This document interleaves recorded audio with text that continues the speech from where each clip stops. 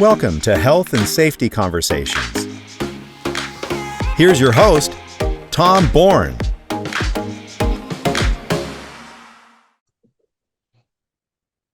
Hi, and welcome to Health and Safety Conversations. I'm your host, Tom Bourne, and with me today is the marvelous Francisco Valenzuela. Francisco, how are you? Doing good, Tom. Thanks for having me on your show. Francisco, whereabouts are you located? Well, right now I'm actually up at site, and that is north of Fort McMurray, Alberta, Canada. I'm at an oil sands extraction mine. Fantastic. We're discussing the weather before. Just for the listeners, what temperature is it up there now? It's spring has started, and it's a wonderful -5 degrees Celsius. Good for some, I guess. All right. Francesco, I know a little bit about you because I've done a little bit of research, but for the listeners, can you tell us a little bit about yourself, what you currently do, and how you got into safety?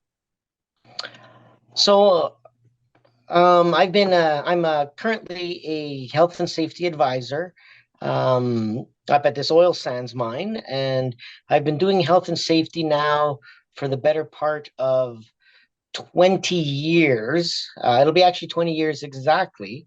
Here in Canada, we have our designation. It's a Canadian registered safety professional. So I attained that in 2011. But my journey into safety started, I was doing some pipeline work just as a laborer right out of high school and was learning kind of the ropes that way, pipelining just in my local area. So I was actually home every night, even though I may have had long days. I did get to sleep in my own bed for essentially the first, let's see, that was 1993, the first 15, at least 15 years of my oil and gas career here in Canada. And in between, I decided I wanted to try and become a paramedic, and realized shortly into that I actually preferred to be on the proactive side rather than the treatment side of of taking care of people. So continued my studies in occupational health and safety, and started working fly in, fly out, essentially, away from home back in May of 2010, and haven't looked back from that lifestyle since. Yeah. FIFO, fly in and fly out. It's an interesting work type arrangement, and it's got some unique challenges. Now, you're passionate about FIFO industry and some of the challenges it presents. Can you tell us about some of the challenges that people who start this lifestyle, because it ends up being a lifestyle, it's not just work, some of the things that they're actually facing? I guess one of the things is that we're not really prepared for it when we go into it. We tend to romanticize it a little bit. So you go in, hey, I get to fly to work, every 2 weeks, fly to work and back, 2 weeks on, 2 weeks off, or longer. When I first started, my rotations were longer and my time off was shorter. But the work is super exciting. It pays considerably better than your work when you're home based. So that's kind of one of the biggest draws of it. The one thing is you're not really aware of the challenges or the hazards of it. When you go in, you don't realize what it's going to be like for your family, because they experience fly in, fly out very differently to how you experience it. You're away from home, you miss home. They see you, you're away, and they say, well, you don't have to clean, you don't have to cook, and you can watch TV all the time. And you gain kind of a bit of a disconnect with your partner and your family if you don't keep those lines of communication open and honestly really transparent as to what life is like on both sides. So that's a big challenging. Parenting young children is hard, because oftentimes young children don't understand why dad or mom's gone for so long, and when they come back, you sometimes run the risk of being, I'll say Disney dad, or You know, when your partner gets tired of you just being the fun parent and they're always disciplining, then you almost switch roles. And then for a while there, I was the one that always dishing out the punishments, the groundings, all those things. And my nickname became the meaner because I was meaner than mom. So yeah, it was a challenge. Oh dear, I think you've kind of covered a lot of the things that I experienced in FIFO for what I did for a while. Oh, look, you're so right. You're so right.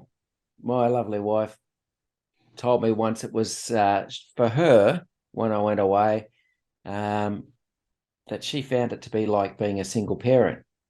And she was having to raise the kids and that. And I knew on the flip side, I was missing out on all these significant events in the kids' lives, as well as my lovely wife's life. And it can create a lot of tension. It can create a lot of internal stress. It's not for everyone. And you're right. No one ever tells you what the situation is before you go into it. It's all sold to us as in the good dollars, because that's why we do it. But none of the perhaps problems with it. What's some of the effects for workers who are basically plonked in the middle of nowhere in remote areas, sometimes with very poor or limited communications? What's some of the problems they face? So I've been very fortunate in that I've always had good internet connection. So you've been able to communicate with family that way. But one of the biggest challenges we had up here during the pandemic was we were isolated at work, so you couldn't kind of work alongside your workmates. So there was the physical separation of that, plus wearing the masks, and then even the masks impacted how well you could work for the guys with their PPE, right? So safety glasses would fog, and then it's in the winter time, so your safety glasses fog, you get the anti-fog ones. So then the water beads on the glasses, but when it's minus 30 or 40 outside, that turns to ice almost instantly. So then you can't see and do your work, and you're still wearing your mask as well as being isolated back at camp. And that was one of the mitigations or controls that we had to provide for our folks, so that we'd be allowed to continue to work, was the separation. So you'd come back to camp, you'd go pick up your food in the dining hall. You wouldn't be able to eat in the dining hall with people. You'd have to take it back to your room. So you were isolated during the day at work, and then you were isolated back in your room at camp. And then for some of the folks, so Canada's a huge country, kind of like Australia. And then we had folks on the other side of the country where their um, uh, isolation protocols were such that they had to self-isolate from family members for 14 days before they could commingle. So then we had people that didn't actually see their families. I had a couple colleagues that they didn't go home for 6 months, and the impact that was for them, their families. This individual really struggled that I know. He had a very close relationship with his granddaughter, and he wasn't able to see her for 6 months, a little more than 6 months, and she wasn't able to see him other than just a little picture on a phone when they'd FaceTime. So psychologically, it was very difficult, and just even the worry of COVID.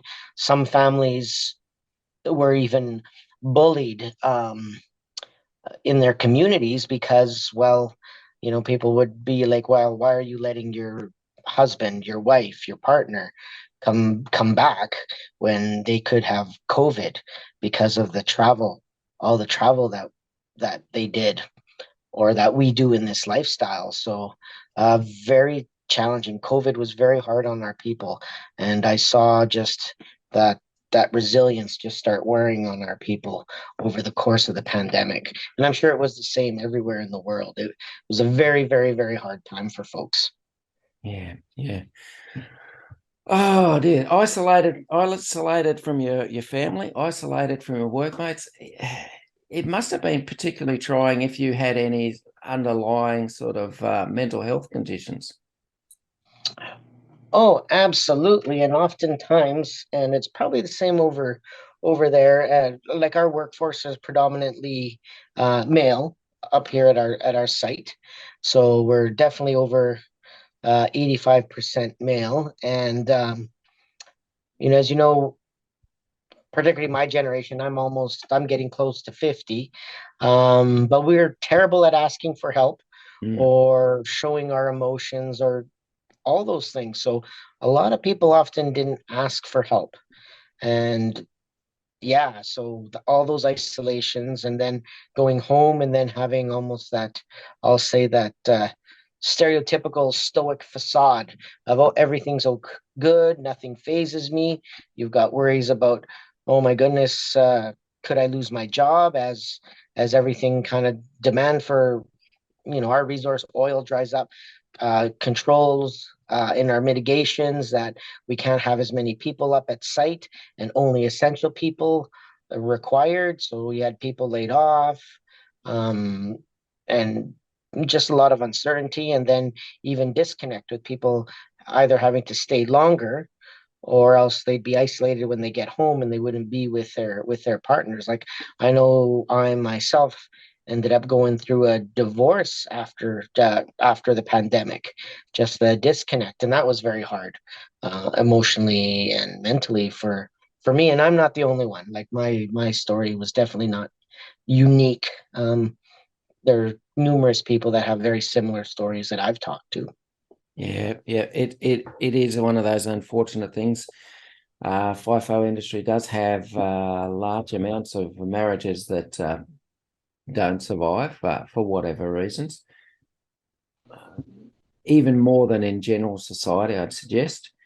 But also, one of the things we found in such a big country over here as the FIFO industry is seems to be an awfully significant suicide rate amongst FIFO workers. Is that the same over there?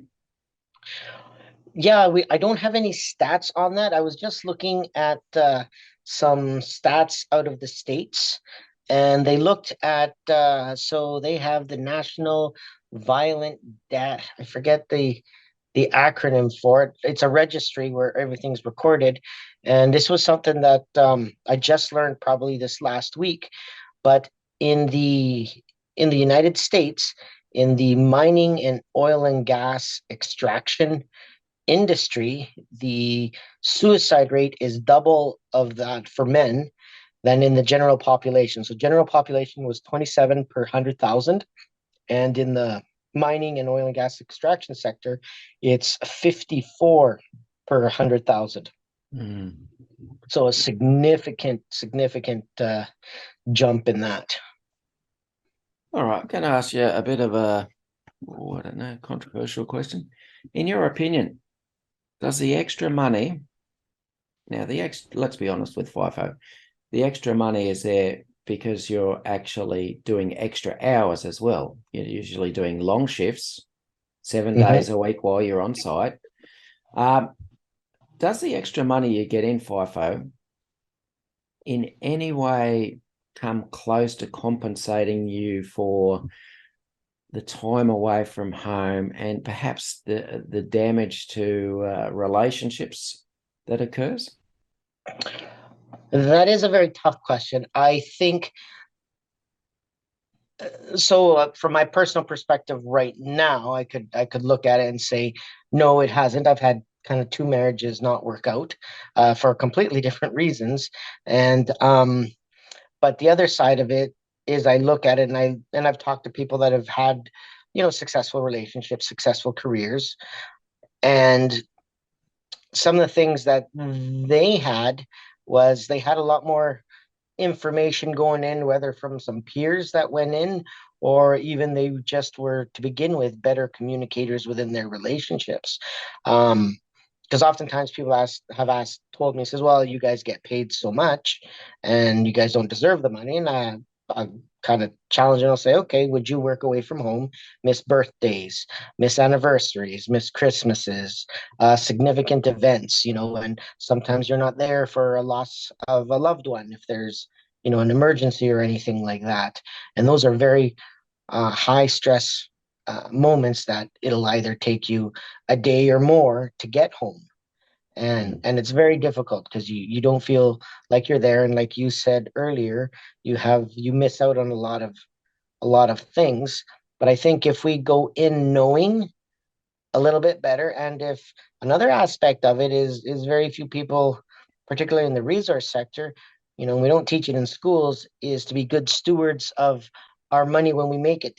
So Mm. then people definitely don't have an exit strategy when they enter this lifestyle. Mm. I think had I known, had the me of today been able to speak to the me of yesterday, there's a lot of things I would have told myself, and I definitely would have been able to, had I been a lot better with the money, because oftentimes we use the money and I'll say retail therapy to cope with the holes and the guilt that we feel for not being there. It's like, oh, you know what? We should get a new car. Oh, we should get, I think you guys call them caravans down there, but we'll get a trailer and we'll go camping when I'm home.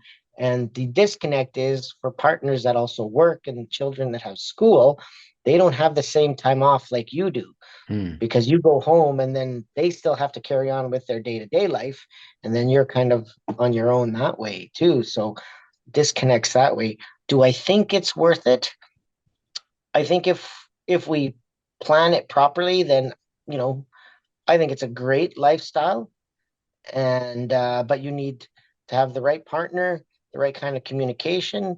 I think you need professionals engaged early, like whether it be counselors for yourself, or marriage counselors to help you, or relationship counselors to help you be a better or more effective parent in, fly out, and also financial advisors to help you be a better steward of your money, because this is a cyclical industry that I'm in, and there are boom and bust cycles. Good. We sometimes call it the golden handcuffs, Oh, because yes. you get stuck in the lifestyle and you can't get out. You have to make that income, because now you've got the caravan, you've got the boat, you've got the car, you've got the nice house, and you've got all the toys, but you haven't got a rainy day fund. Yeah, yeah. I've seen so many people, particularly younger people, they start off and they get all of a sudden an incredible salary, and they assume it's going to be there forever. And when it's not, they've got nothing left. They've literally blown all of that money on living it up while they can, but now that there's nothing there to actually support them. Um, do you think it would be better for people who, when they're first signing on for a FIFO job, if they actually had counselors or something there who explain to them what sort of pressures they may be under, what sort of stresses it might put on things? Or do you think that would actually just scare everyone off and no one would ever sign up for these jobs? I actually think it would encourage people. Kind of when I started my website, and like I said earlier, what would the me of today tell the me of yesterday? Um, was is I looked at, and I kind of thought about it as a safety professional up here.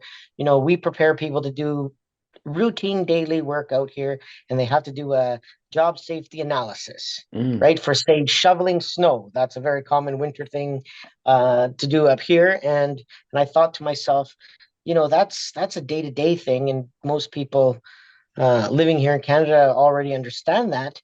And I said, well, we still tell them the hazards, but we don't really tell them that when they sign on to this lifestyle, which has, you know, huge impact in their lives, both incredibly beneficial impacts, but also some of the ones that are kind of hidden, the negative ones that can happen. So I was kind of thinking, okay, what should we do? And I do think if we had a more robust onboarding process that included, okay, you know, uh, you know, like a counselor that would say, okay, these are some of the things. This is some of the things that you might find in your experience. You'll feel homesick. You might have a loss of connection with your partner.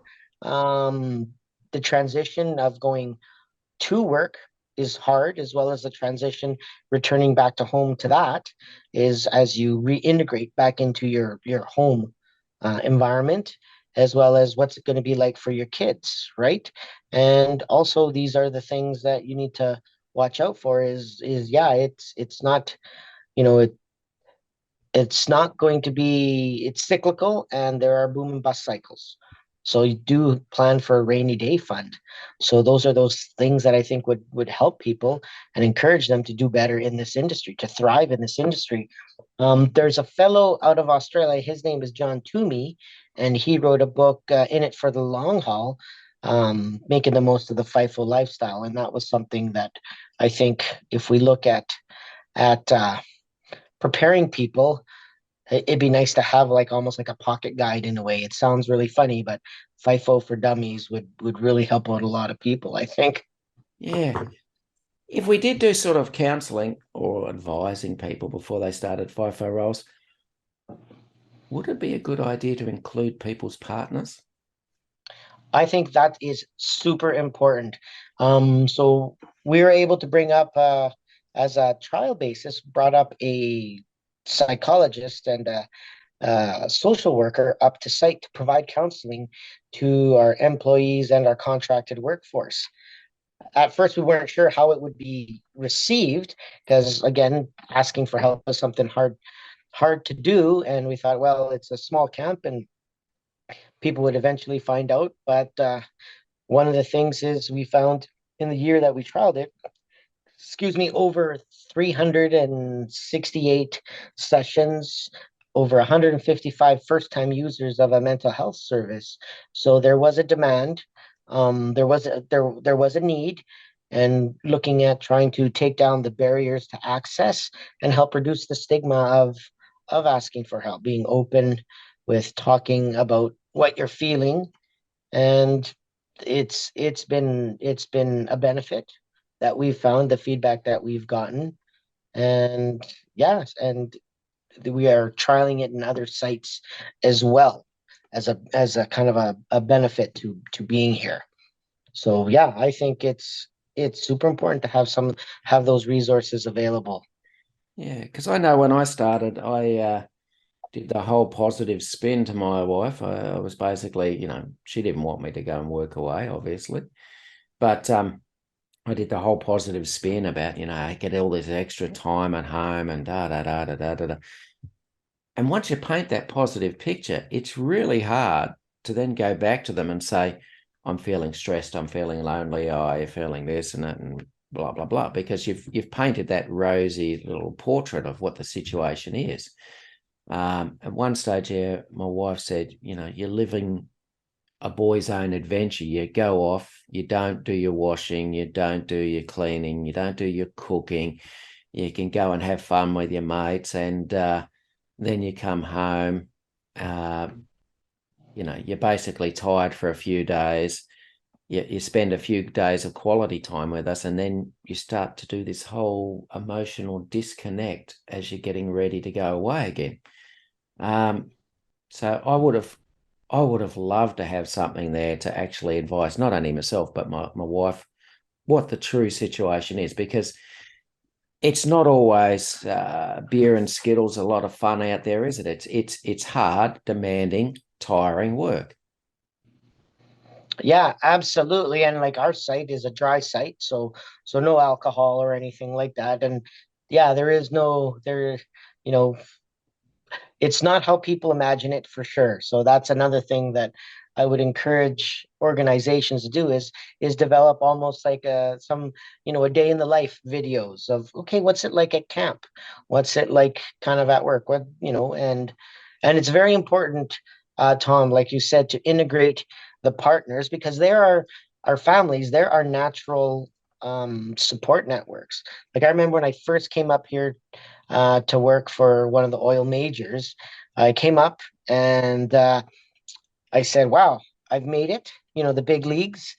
And I'm big oil now. And I had this wily, grizzled veteran out of the States. So it was kind of the stereotype out of Texas. And he said, kid, you ain't big oil yet.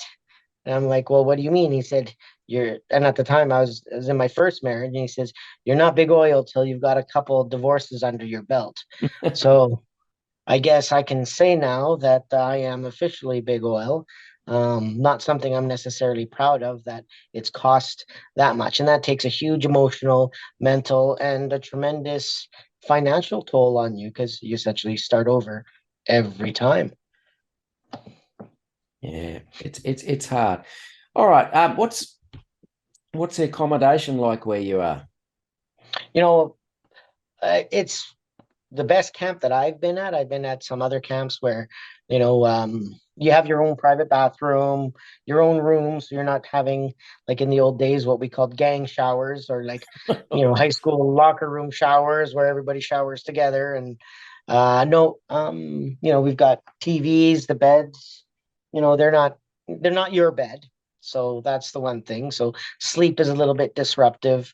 You're awake a lot, just because, for instance, I wake up at 3:30 in the morning to get ready to go to work, and I'm back at camp by 6 o'clock. So long days. We have gym facilities, and we can run around the camp outside when the weather's nice.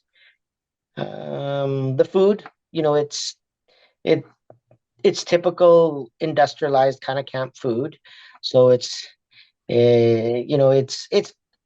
good. I would say, but definitely not it's not how you eat when you're at home. That's right. Yeah. So you don't have those comforts.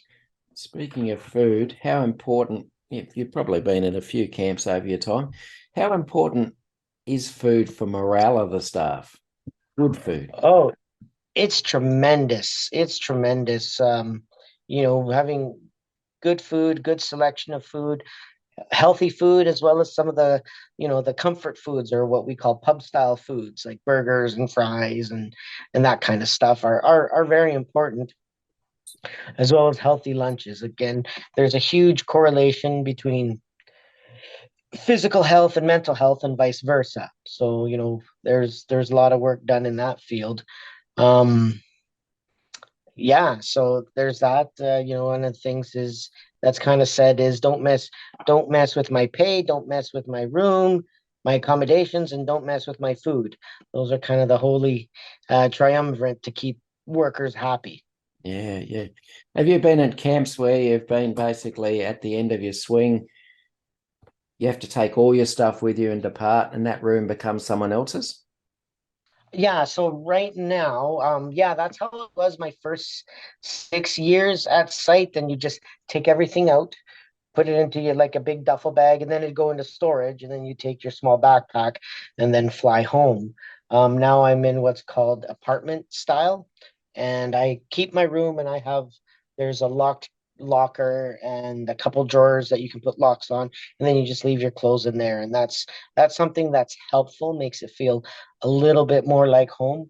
I've talked to folks, and they, bring pillows, or say, like, a scarf that has, like, their partner's perfume on it, just some things that remind them of home, or even some comfort foods that are from home, because we have a fridge and a little coffee maker in the rooms.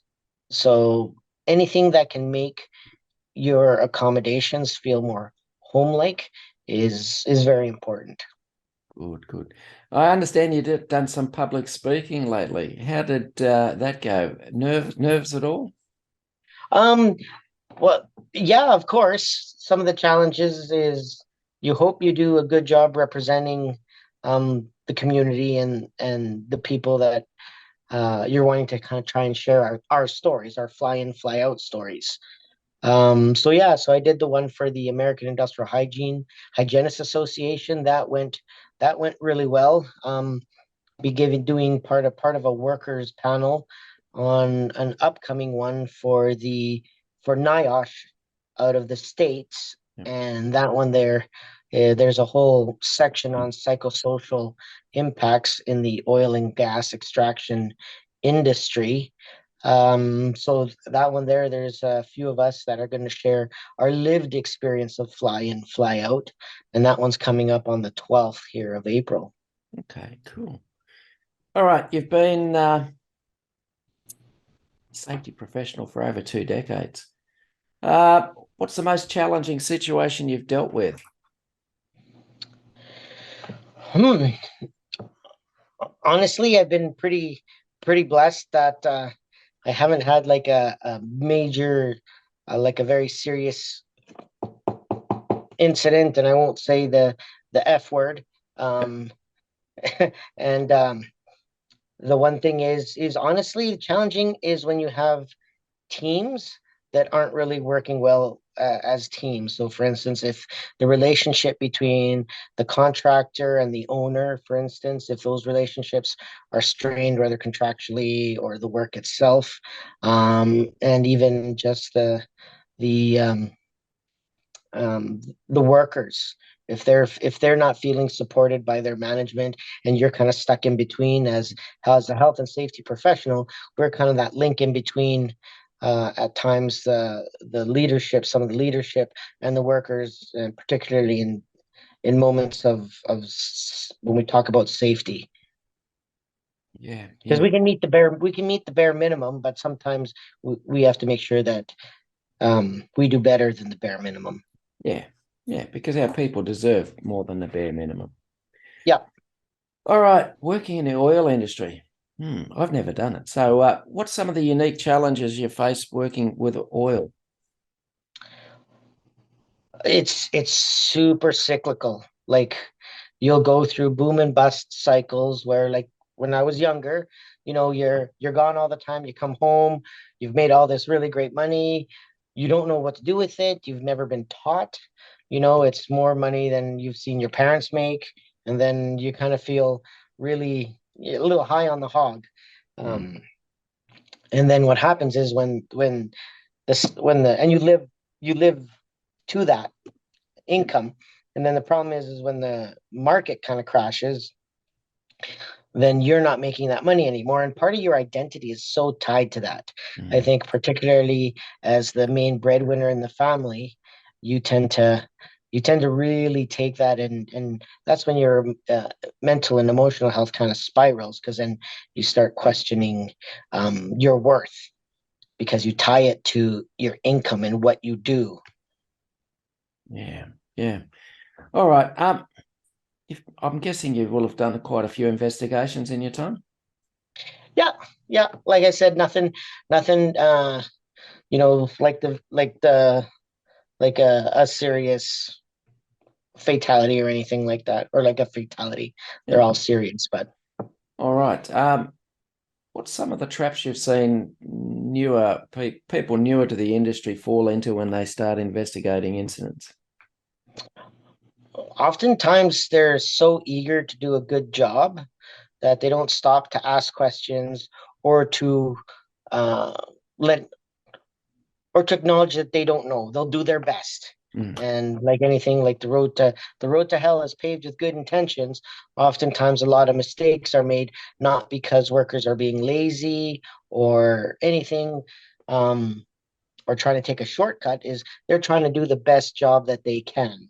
Whether and oftentimes as management, they may not have the right information, they may not have all the tools they need, or there might be some time pressures, and that's something that as leadership that directs the work have to be very cognizant that they don't put those time pressures on the workers, mm. because that's where mistakes happen, right?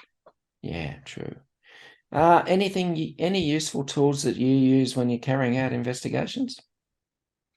For me, one of the things is first to understand the work. So you bring in the people that do the work, uh, talk to them. Don't go in with your there's confirmation bias, right? So Mm, if you try and go in and you think, oh, I already know what happens or what happened, then your investigation will be flawed, because you'll try and find information or have the information lead to your conclusion that you've already made in your head. Be as objective as you can. Bring in the experts that know how to do the work, and ask lots of questions. yeah, good, good. Now, talked about confirmation bias.